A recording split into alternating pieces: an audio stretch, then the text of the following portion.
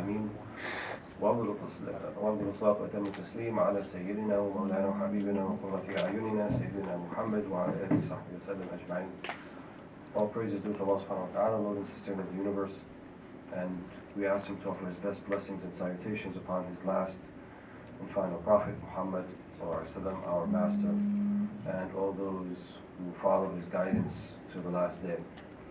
So I'm very pleased and honored to be invited to Philadelphia to start reading from Kitab Shifaa, Book of Healing, as it were, by the great Imam, the Andalusian Imam al-Qadi Iyad, rahimahullah. So this book actually, it's more than just a seerah. It's not a traditional biography. It doesn't really just go through the events of the Prophet's life, sallallahu alaihi wasallam, but what it does is gives you an idea of the importance of reflecting upon events in the Prophet's life, sallallahu alaihi wasallam, and how we go about doing that, and reminding us that it is important to do so. And when we talk about the Prophet Muhammad sallallahu alaihi wasallam, yes, we are talking about someone who lived at least an earthly life 1400 years ago. And at the same time, we're saying that what he did in his life, how he went about doing it, is still relevant for us. It's not something that's like a story and then, how do we actually go about living that story back then? So this is what we refer to as a tradition. And tradition doesn't mean that you take something from the past and then follow it exactly as it was in the past, just like that. That's not tradition. Tradition is something by the meanings of which you reflect upon something that happened in the past, and then it informs your present as well as your future, right? Because if you're just taking certain points of that particular tradition and applying it in terms of its sort of ostensible or physical aspects, exterior, external aspects, without really reflecting on the meanings behind those external aspects, then you run the risk of actually not really following the sunnah of Muhammad sallallahu alaihi wasallam, but bring about something new. Bring about something that's not actually in line with his sunnah. And I mention this because a lot of people, I think, are confused about what does it mean to follow the sunnah of the Prophet Muhammad sallallahu alaihi wasallam. How do we go about doing that, right? Because all of us were reading the same Quran, and all of us were reading more or less the same auxiliary aspects of wahi, Quran being primary, and then secondary being the hadith of the Prophet Muhammad sallallahu alaihi wasallam. So as they're recorded in Bukhari and Muslim and many other books, that's all what we call wahi or revelation. So whether it's actually the uncreated word of Allah subhanahu wa ta'ala, as in the Quran, or the words that the Prophet sallallahu alaihi wasallam said himself, but based upon wahi, revelation he received from Allah subhanahu wa ta'ala, we still look at all of it as revelation. So we're all reading the same thing, but somehow we're coming up with different conclusions. So, I'm going to be kind of straight up with you guys. I'm not going to dance around anymore. I think we're way past dancing around. So people want to call themselves Salafi or Wahhabi or Sufi or Ikhwani or whatever labels people put around, right? And people burning people alive in Syria and Iraq and cutting people's heads off and saying that's the Sunnah or that's Islam or that's how you deal with, disbelievers, and that's how you deal with people who oppose you and so forth. There's a lot of polarization going around in the world. Everybody wants to make it black and white. Everyone wants to make it you're with me or against me. If you're not with me, then you're my enemy and so forth. That concept in of itself, right? If you reflect upon the Sunnah of Muhammad sallallahu alaihi wasallam, he didn't talk like that. He didn't make it us and them, right? When the Quran mentions specifically about Muhammad sallallahu alaihi wasallam, وَلَعَلَّكَ بَاخِعٌ نَفْسَكَ عَلَى آثَارِهِمْ إِن لَّمْ يُؤْمِنُوا بِهَذَا الْحَدِيثِ أَسَفًا. Right? We read this, some of us, every week in Surah Al-Kahf, the chapter of the cave. Perhaps بَاخِعٌ نَفْسَكَ, يعني you are, I can't even really translate the word, lamenting or practically killing yourself over the idea that they're not listening to you. Right? They're not coming to you, they're not listening to you. How many were the opportunities that the Prophet Muhammad ﷺ was accorded either from the angel Jibreel or from Allah subhanahu wa ta'ala himself to destroy the Meccans, to destroy what we would think would be his worst enemies, right? Because these are the people opposing him, these are the people who are pushing him back. They did things that are unspeakable. You know, he'd be praying in the Kaaba, and then someone would come and bring like they slaughter the camel, they bring all the innards and the guts of the thing and throw it on him while he's praying. And then his daughter Fatima, radiallahu anha, who was 5, 6, 7 years old, how old she was, she saw that and she goes and she takes it off of the Prophet sallallahu alaihi wasallam. Right? These are the people, that's what they were doing. But how many times he's given the opportunity and he said no. Right? He said, I'm always hopeful that from amongst them, even if they don't follow, even if they don't accept the truth, they don't accept the haqq, that the people who come from them afterwards, their sons, their daughters, their grandsons, their granddaughters, they're the ones who I am hopeful they will. And it was.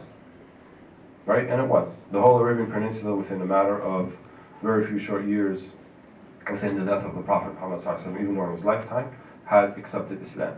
Now many of them, after the death of Muhammad sallallahu alaihi wasallam, still were not very firm in their Islam, but over less than 10 years, 15 years, well into the caliphate of Umar radiallahu anhu, people were accepting Islam in the peninsula and beyond.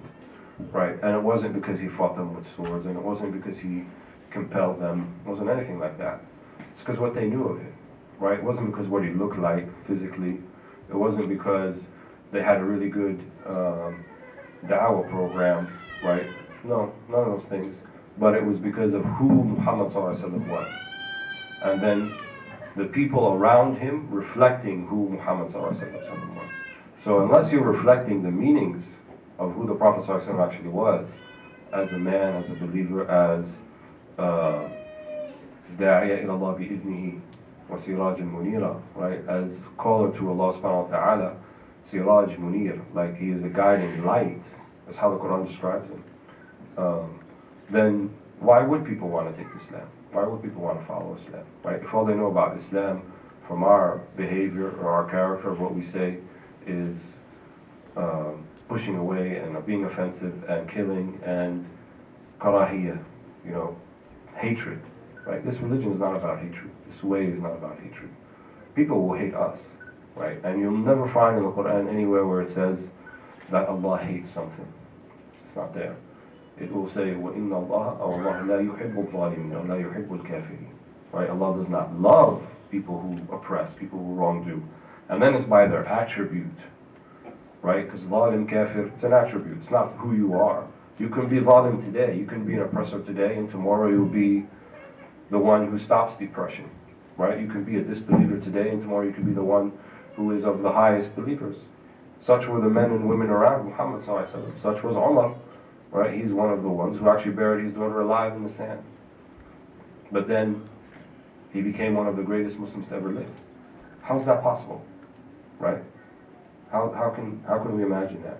Think about that man that killed our 2 sisters and our brother 2 or 3 days ago in North Carolina. Think about him. Look, we all seen his picture on the internet and on the TV. We see what he looks like. And all of us, I'm sure, feel this kind of anger when we look at him. I know I do. Right? We want to do stuff to him. But imagine, even that man, imagine him being able to transform and become something totally different. Right? And we're like, what are you talking about? This guy was like, you know, one of those rednecks, and he had like 12 shotguns in his house, and he's, you know, we have all these images of who we think he is and what he's all about. We can't really imagine that. But people who were around Muhammad sallallahu alaihi wasallam were like that and worse. And worse. And they became something completely different. Right? So nobody's on redemption. No one's beyond redemption. No one's beyond changing into something that they are. Because the basic humanity of everybody is the same. Right? We believe that the human condition since the time of the Prophet Muhammad until now is essentially the same. If you don't believe that, then don't bother reading this. Right? Because this guy lived 6th century. Hijrah, we're in the 15th, 900 years ago. So unless we believe that the human condition is the same, right, more or less, then why would we think this is relevant for us now? Right? Because he's talking about things, meanings that transcend time and space. Right? When you talk about the Prophet ﷺ, what is the number one thing that transcends time and space? Love. right? Mahabba.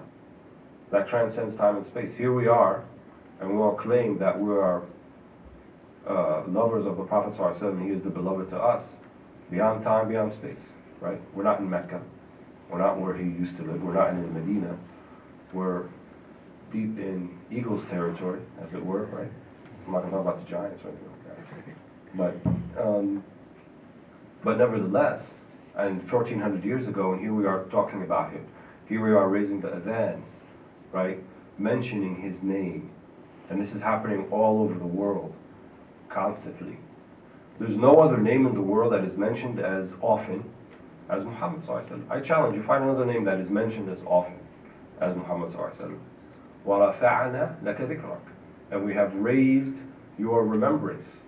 Right? That's the Quran. That's a proof of the Quran, right? Because when the Quran says something and we believe it to be true, whose name has been raised in remembrance, whose name is more oft mentioned than Muhammad sallallahu alaihi wasallam. Even his name itself, Muhammad, that particular verb form in the Arabic means something that's repeated often.